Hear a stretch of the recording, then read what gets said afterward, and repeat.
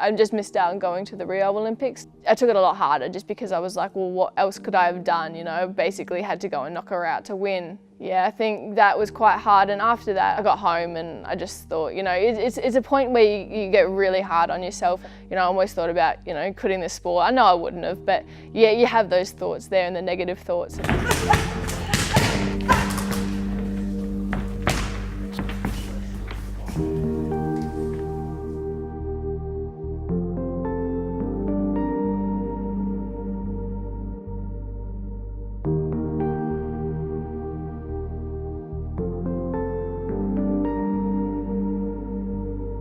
After a couple of months, I knew I was ready to come back to it, and I felt stronger than ever. So that was probably one of the best things I've done. It's got me to where I am now. I feel like I've improved a lot since then, and now I've qualified for the Commonwealth Games. And yeah, I'm feeling the strongest I've ever had.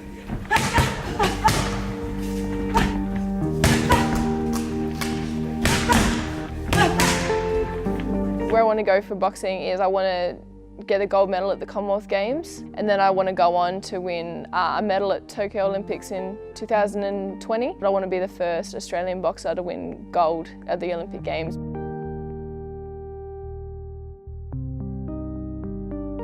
So I got into Taekwondo when I was quite young, and the reason I did is because my parents wanted me to be able to defend myself. One of the incentives was that my dad wanted me to get a black belt before I was able to walk to school.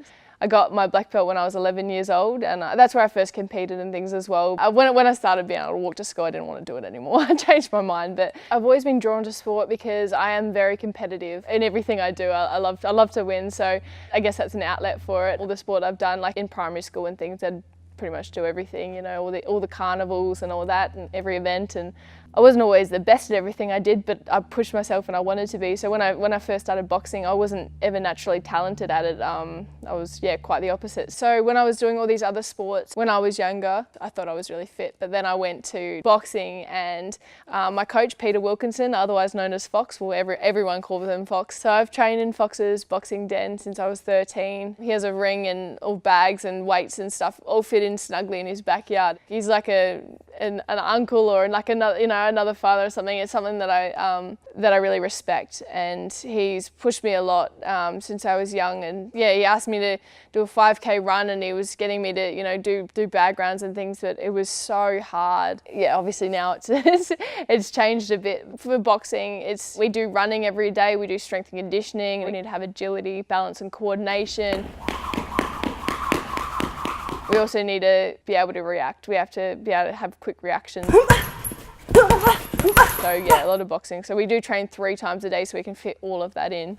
The way I fight, I love like a fast-paced chess game. You know, I love to think a lot and be tactical, but also you've got to have the aggression and things. So I think I pull out quite a lot of them. I think I have speed on my side, especially for my weight division. I'm a little bit smaller for my division.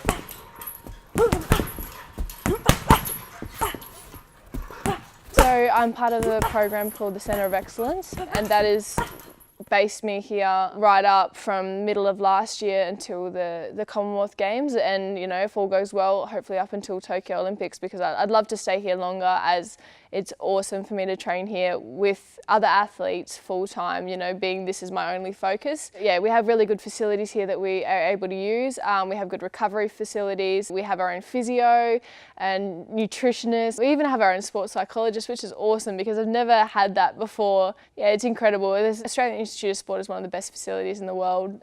My parents, they're my number one supporters. My mum is my rock, and my dad is my number one supporter. They're a big part of my life. I still call home every day to talk to them. I miss them a lot. I miss my family a lot, always. Carry them with me though. My parents are the hardest workers I know. My mum has a full-time job. She's also secretary boxing WA, and she does catering jobs here and there, so she's always busy with that. And my dad, he works 2 jobs 7 days a week to support myself and my brother. He's done it for years to support myself and my brother in the sports, and he's still doing it, unfortunately. You know, and he doesn't like to work every day of the week. He doesn't get a day off, you know, you get a day or 2 off at Christmas and that's it. So something that really pushes me and motivates me is that I want to do well in the sport so that I can get my parents to stop working so hard. I'd love to tell them one day that, you know, you're gonna retire now, you know, and I know they're always there, and even though sometimes they can't afford to go to all my tournaments and things, you know, because you have to travel from Perth to other states, or,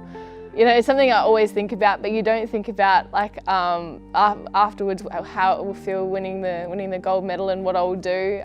I think I definitely just want to call my parents straight up, and they'll obviously be watching, but I think I definitely just want to be with my family straight after.